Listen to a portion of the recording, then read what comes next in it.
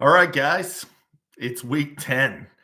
We're coming down to the wire here. It's getting down to the nitty gritty, and we have ourselves a matchup here. What some might call the most unbalanced matchup in the history of fantasy football. Well, at least since the last time I beat the ever living shit out of Steve's monkey ass.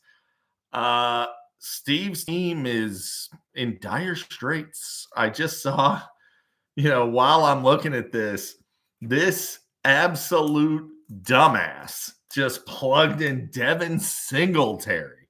I mean, that's where we're at with Steve. This dude is trying to play Devin Singletary. He's playing Kyle Monungai. He's playing backup running backs. It's horrible. It's an awful situation. I really do feel bad for Steve in this matchup. There's really nobody good on his team. My bold prediction is Steve will be the lowest scoring team of the week. It's not even going to be close. On my side of things, Josh Allen, Amon-Ra St. Brown. I have to thank Kevin and Steve for collaborating on this and colluding to get me Josh Allen and Amon-Ra St. Brown, because without Steve cutting Mahomes and Rashee Rice, I couldn't have made this happen. And without Kevin sending me Josh Allen and Amon-Ra, who he desperately wants back, you're not getting them back, Kevin. There's no takebacks, okay? You can't send me anything for these guys. They're my guys. Allen, Amon-Ra, but shout out to Kevin. Shout out to Steve. I appreciate you guys. Jackson Smith-Njigba's balling every week. He's the best wideout in fantasy. We all know it. Nobody can touch him. Nico Collins, he's going to ball out. I traded that fucking loser, Rome Odunze. What a piece of shit. Rome Odunze sucks. He got 0 last week. Now I get Nico Collins. Bam, suckers. Christian McCaffrey, he crushed the Rams the first time. He'll crush them again. That's just how that's going to go. Saquon Barkley, great matchup Monday night with Green Bay. So, what's my bold prediction on my side, other than, of course, beating the fuck out of Steve, just crushing his lady boy loving ass? I'm going to go the Saquon Barkley emergence continues. Saquon Barkley, RB1 on the week. And it'll come on Monday night when my matchup with Steve is essentially already over. I'll probably be up 70, 80 points by Monday night. So there you go. There's my matchup with your friendly neighborhood Steve NN, Steve's O the Clown, many other names for Steve in the chat. I've never seen somebody work so hard to get a trade done all over the league and just not be able to do it. It's actually inspiring how fucking terrible you are at this. Now, moving on to some of the lesser, I shouldn't say lesser matchups, because Steve is half of my matchup. And while I carry a huge portion of being awesome in a matchup, I don't know if I can carry enough of it to carry Steve's bitch ass. So we got Roland Jays and Dobbins versus Bo Bam. It's the Pits man. Big Kev versus the Tax man, Joe.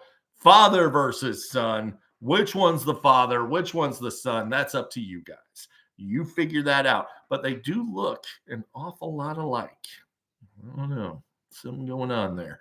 Now, Big Kev, who desperately wants Josh Allen. I don't know why you want him so bad. Caleb Williams is going to ball this week against the Giants. Just roll Caleb out there and smile, bud. That's how it's going to go. He's going to do well. Playing Cortland Sutton and J.K. Dobbins, kind of silly. Same team, wide out and a running back. I never liked that. But they are playing the Raiders, so we'll see what happens. Maybe it works out.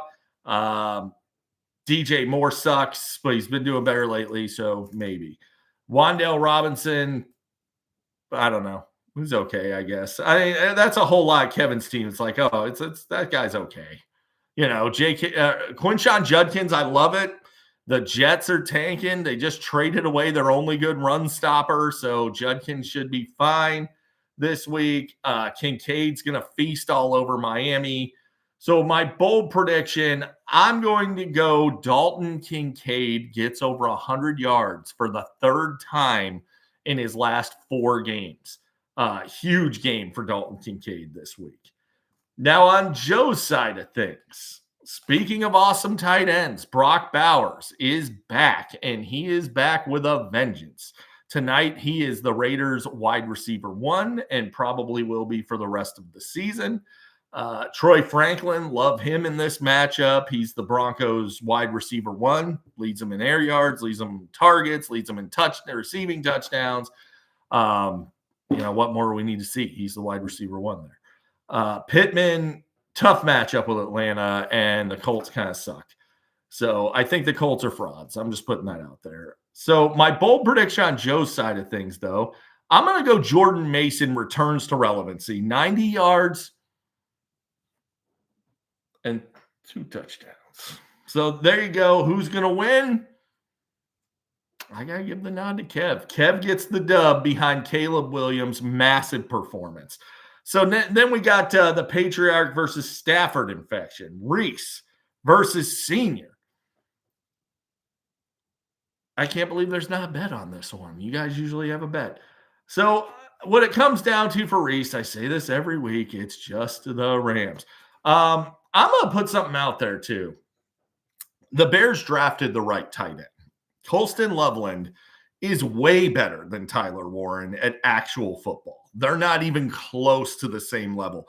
Tyler Warren gets 60, 70 yards in his big games. Colston Loveland just had 118. Warren has never had a game like that. And he just physically cannot do the things Loveland can do. So Tyler Warren's a solid fantasy tight end. He's not a difference maker. He's okay.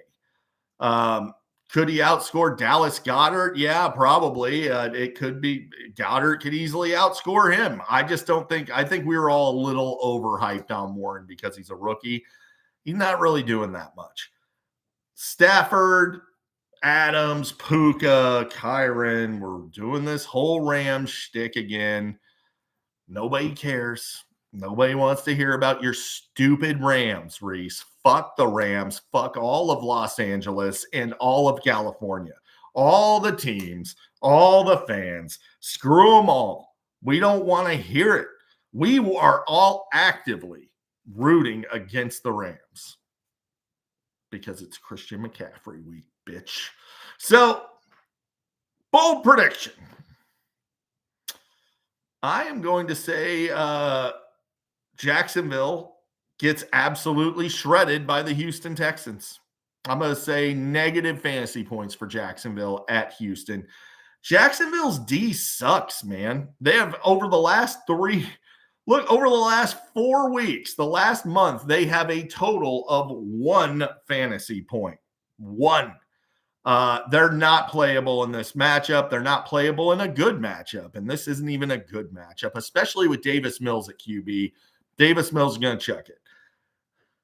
Now, on the Patriarch side of things, Lamar Jackson's back and he's dominating. Marvin Harrison Jr., really tough matchup with Seattle. I don't love that for him. Jalen Waddle, he's kind of all they have there. Khalil Shakir, he's a good floor play. Jacob. So let's go bold prediction. I am going to say, by the way, playing Genty in your flex because that's where you have him ranked is kind of ridiculous. He's playing tonight. Get him out of your flex. What's the matter with you? I'm going to say Genty disappoints again tonight. Let's say less than 10 fantasy points and does not hit his projected 12.96. Who's going to win this matchup? I'm going to give it to Reese. I think the Rams are going to come out hot against the Niners team that they really want to beat. All kidding aside, I think the Rams are going to come out hot this week, and Reese gets the dub. Now, Tank for Waffles versus Jason lost to an 0-17. Now, that is Jason that lost to an 0-17, and that is Tony Jr., whose team name is Jason lost to an 0-17. Tank for Waffles, which is Jared, great team name.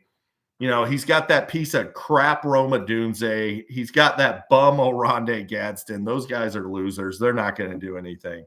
Devon Achane, though, he's going to put up points, win, lose, or draw. He just gets it done. Justin Jefferson, I don't know what to tell you, man. Like, for Christ's sake, with JJ McCarthy, you might have to recalibrate what you expect out of Jettis there, because he's throwing for like 150 yards a game on average. And if that continues, there's not much Jefferson can do. I mean, if he gets half the production of JJ McCarthy, a 50% share, he's still going to suck.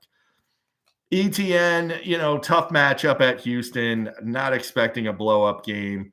The other option is to play Breece at home against Cleveland, and the Jets are clearly tanking. I don't know, man. I'm probably playing Breece just because of the talent. Probably that's my call. I could be wrong, though. I could be talked into ETN. My bold prediction: the huge takeover continues. Ladd McConkey disappoints, gets outscored by the huge. That's how it's going down. Huge, baby. Now, on Jason lost to an 0-17 side, Tony Jr. Derrick Henry, awesome. Tyrone Tracy Jr. is the starting running back for the Giants. I can see playing him. Charbonnet's getting into the end zone for sure. I do a lot of bold predictions on Tet McMillan, and it fucking never works. So I'm not going to do that. I'm going to go bold prediction this time on, I'm going to say Mark Andrews gets into the end zone again against the Vikings. En route. Am I going to do this? Tony Jr.'s second win of the year. I'm calling it. Tony beats Jared. There you go. Now, Jason versus Jack. I don't cover Jack's team because he doesn't even manage his team. He couldn't care less at this point. And so, I'm not going to bother with his team.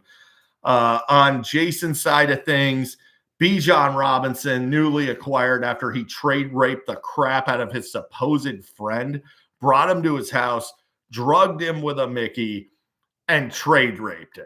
Horrible, horrible trade. Bijan Robinson, though, horrific matchup at Indy. Not expecting a blow-up week for him. DeAndre Swift, though, he's back, baby, and he's going to get it done against the Giants. George Kittle's a bag of shit. He's not going to do anything because he fucking never does. Egbuka, he's the only show in town for the Bucs. He'll get it done. My bold prediction, I'm going to say Baker Mayfield returns to Laser Mayfield. 3+ touchdowns for Baker en route to Jason getting the dub. And that is your goddamn matchup preview. If you have a complaint, you can submit it to your nearest trash can. Deuces.